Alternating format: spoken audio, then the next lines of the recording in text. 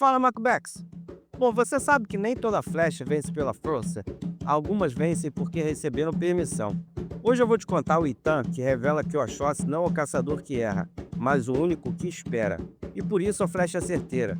Esse Itan, apesar de ser bem conhecido, passa muitos fundamentos. E vamos mostrar aqui de uma outra forma para pensarmos juntos no final. Então fica comigo, porque essa história não fala de caça, fala de fundamento. Antes do mundo correr apressado, havia um tempo em que tudo obedecia o sagrado, e lei e fé, o ventre da criação, onde cada gesto tinha consequência. Era tempo de colheita, e ninguém ousava provar do novo inhame, antes que o rei autorizasse. No centro daquele mundo estava Olofim, o rei, não apenas de homens, mas do ritmo das coisas.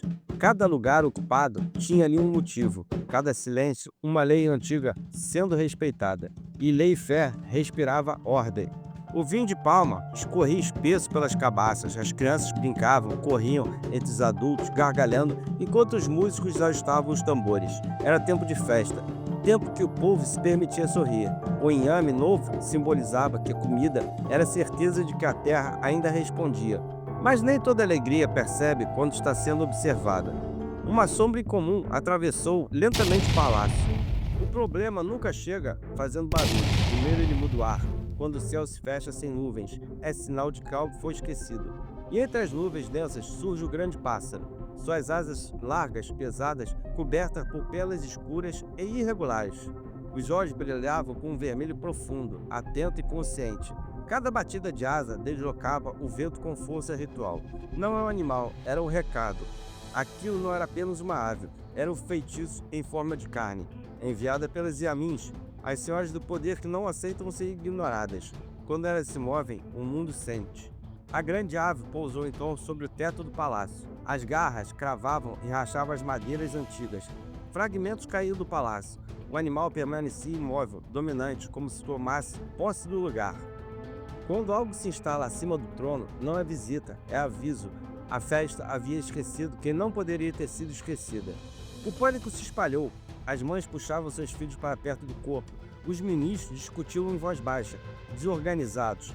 Uns caem de joelhos, outros correm sem direção. Quando o inexplicável se manifesta, a coragem vira urgência. O medo desorganiza até os sábios.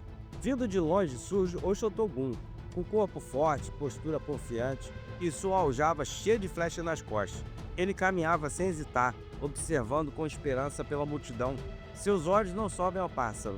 Ele confiava demais no seu próprio braço.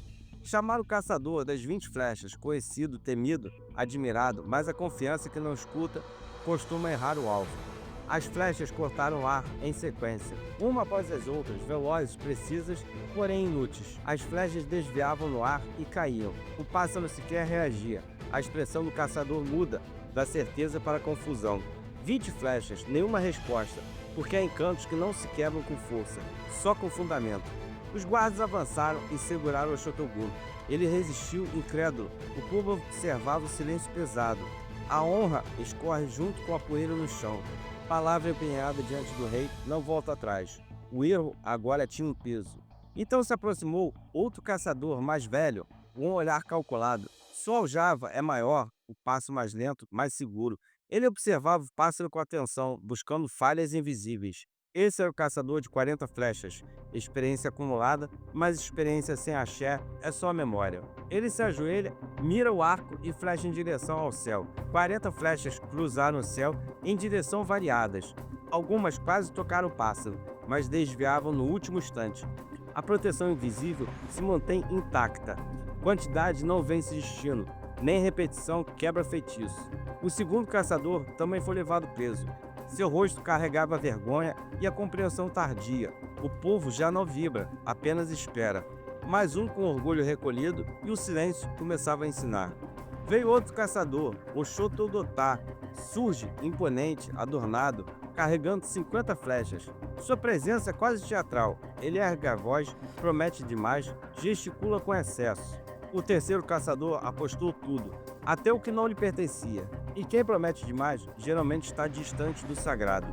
O terceiro caçador, de joelhos, mirando para o céu, em direção à ave com seu arco e flecha, atirando as 50 flechas que partem em sequência quase desesperada. O pássaro permaneceu intocado, soberano. O cansaço venceu antes do fim das flechas. Não era sobre força, nunca foi, era sobre permissão. O terceiro caçador caiu de joelhos antes de ser preso. 3 tentativas, 3 quedas. O mundo aguardava outra resposta. E de uma estrada simples surge ele, o quarto caçador, Oshoto Kansoso. E ele carregava apenas uma única flecha. Seus passos eram calmos. E ele tinha pouca arma, pouca fama, mas muita escuta. Ele observava o pássaro, depois o céu, depois o chão. Antes de atirar, ele ouviu. A sua mãe observava de longe. Suas mãos tremiam, mas o olhar é firme. Ela sente o perigo antes do gesto final. E mãe, quando sente que a morte ronda, ela não espera. A mãe do caçador caminha apressada pela estrada de terra, rodeada por árvores antigas. Seus pés levantaram poeira, o pano simples envolvia o corpo e o rosto carregava urgência. Tudo ao redor parecia ouvir seus passos. Os pequenos insetos silenciavam sua passagem. Ela não correu por desespero, correu por saber, porque quando o destino se aproxima, quem ama, age. Ela chegou na cabana do Babalaô, entre as árvores retorcidas, com búzios na entrada, símbolos riscados no chão e uma fumaça leve de árvores. O Babalô não se surpreendeu. Quem lê o tempo sabe quando alguém vai bater. Os búzios caíram sobre o tabuleiro. Seus dedos seguiam as marcas invisíveis enquanto ele observava o silêncio profundo. Entre a morte e a riqueza existe um fio invisível. E Ifá mostrou. Tudo dependia da troca certa. A mãe ouviu atentamente. Seu rosto misturava medo e esperança. O Babalô explicava com gestos lentos, apontando para o chão, para o peito e para o caminho. O ebó não era para o filho, era para quebrar o encanto que não deixava o mundo respirar. A galinha foi preparada com todo respeito, sem pressa, não há brutalidade, o gesto é ritual, consciente e necessário. Nada é dado ao sagrado sem consciência, toda oferenda carrega intenção. A mãe colocou a oferenda no meio da estrada, abriu o peito do animal e ergueu sua voz. O caminho parecia se estender além do visível. Que o peito do pássaro aceite esse presente, que o caminho se abra. O grande pássaro, no mesmo momento, se agitou levemente no topo do palácio. Suas asas tremeram, o olhar perdeu a firmeza por um instante. O feitiço ouviu e, pela primeira vez, hesitou. O caçador posicionando com seu arco, seus pés firmes no chão, respiração controlada e o corpo alinhado com o alvo. E quando tudo silencia, é porque a chance chegou. A flecha partiu, o ar se dobrou ao redor dela, criando um rastro luminoso. Uma flecha, um instante, um acerto. A flecha atravessou perfeitamente o peito do pássaro, em câmera lenta. As penas se abriram como se rasgasse o próprio ar. O corpo da ave tremia, perdia sustentação e o céu parecia suspender o tempo por um instante. A flecha encontrou o peito, não por força, mas porque o feitiço recuou. Quando o sagrado aceita a troca, até o impossível cai. Naquele instante, o destino mudou de direção. O pássaro despencou do alto do palácio, quebrando parte do telhado e espalhando madeira e poeira pelo chão. As pessoas recuaram assustadas. O impacto fez o pátio tremer como se a terra reconhecesse a queda. O que desafiava reis caiu diante de todos. Não houve aplauso, houve silêncio, porque quando o encanto antigo se quebra, ninguém comemora de imediato. O corpo do pássaro se debateu no chão, as asas abertas, respiração falhando. O sangue escorria lentamente sobre a terra batida, misturando-se à poeira da festa. A vida se esvaía junto com o feitiço. Cada movimento, mais lento, lembrava que todo poder tem limite, até aquele que parecia eterno. O pássaro finalmente ficou imóvel. O vento volta a soprar de forma natural e o céu começa a clarear aos poucos, afastando as nuvens pesadas. Quando o corpo parou, o mundo respirou. O silêncio não era medo, era compreensão. A multidão permanecia parada. Alguns caíam de joelhos, outros levantavam a mão no peito. Ninguém ousava falar. O respeito tomava o lugar do pânico. Todos entenderam que não tinham visto apenas uma caça, tinham testemunhado um acerto autorizado. Olofim então se levantou lentamente do trono. Seus passos são firmes e o olhar é sério, sem surpresa, como quem reconhece uma verdade antiga. Promessa feita diante do povo e do sagrado não se desfaz. O rei sabia e a palavra agora cobrava forma. Os guardas então soltaram os 3 caçadores presos. Eles se aproximaram com respeito ao quarto caçador, cabeça baixa e sem ressentimento. Os que erraram foram libertos, porque reconhecer o fundamento também liberta. O tesouro do reino é trazido ao pátio. Os búzios, tecidos, metais e riquezas são organizados e divididos cuidadosamente em 2 partes iguais. Metade do que sustentava Eleifé mudou o destino, não como um favor, mas como justiça. Um a um, os caçadores ofereciam seus sacos de búzios ao Oxotocansossu. O gesto é humilde e verdadeiro. Ali não havia inveja, havia reconhecimento. Quem acerta, ensina sem falar. E o povo começou a cantar em coro. O nome do caçador recuava entre as paredes do palácio e se espalhava pela cidade. O nome atravessou bocas, cresceu, virou canto, virou força. O babalô avançou, tocando seu agogô, o som metálico cortando o ar e organizando o ritmo do cântico. A narração Oxós, Oxós, o caçador Oxó é popular. Quando o nome é cantado, ele se firma. Então, o quarto caçador permaneceu em silêncio, com o arco abaixado. Seu olhar não buscava glória, apenas entendimento. Ele não celebrou. Quem caminha com fundamento não se embriaga com a vitória. A floresta ao redor de Leifé se movimentava, as folhas dançavam, os galhos rangiam, animais observavam a distância. A mata reconheceu, porque só a floresta sabe quem pertence a ela. A caça não teme quem caça com consciência. Então Oxóssi se afastou do palácio em direção à mata.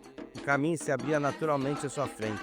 O poder não prendeu, ele escolheu o lugar onde o silêncio ensina. O céu agora todo limpo, azul profundo. O sol iluminava novamente a cidade. O equilíbrio foi restaurado. Quando o sagrado é ouvido, o mundo se organiza. E a festa recomeçou, agora com tranquilidade.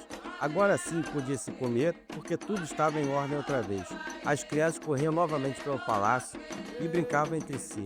A normalidade retornava. A vida segue quando o fundamento é respeitado. E assim nasce o nome de quem atravessa o tempo. Oxóssi, o grande caçador, guardião, aquele que acerta porque sabe esperar e porque sabe respeitar o fundamento. Então, Macbeth, depois do feito, não houve grito nem comemoração imediata. O Oxóssi entendeu que algumas vitórias não pedem aplauso, pedem silêncio. Porque quando o sagrado se manifesta, o primeiro gesto não é celebrar, é respeitar. E foi ali que o ensinamento se revelou. Não venceu quem tinha mais flechas, não venceu quem prometeu mais força. Venceu aquele que ouviu e aceitou que sem equilíbrio até a mira mais firme falha. Esse Tano nos ensina que não é a quantidade de recursos que define o destino, mas o alinhamento entre ação, tempo e permissão. Oxóssi não é o orixá da pressa, é o orixá da precisão espiritual. Porque no caminho sagrado, vencer não é acertar primeiro, é acertar quando o mundo permite e quando a espiritualidade está em dia. Você consegue entender esse fundamento, Macbeth? Deixa aqui nos comentários. E se esse Tan falou com você, não guarda só pra si, compartilha fundamento. Também é axé. Se inscreve, deixa seu like e caminha com a gente. Porque na mata do sagrado, vencer não é acertar rápido, é acertar quando é permitido. Abraço do amigo de sempre, Zé Pimenta das Almas.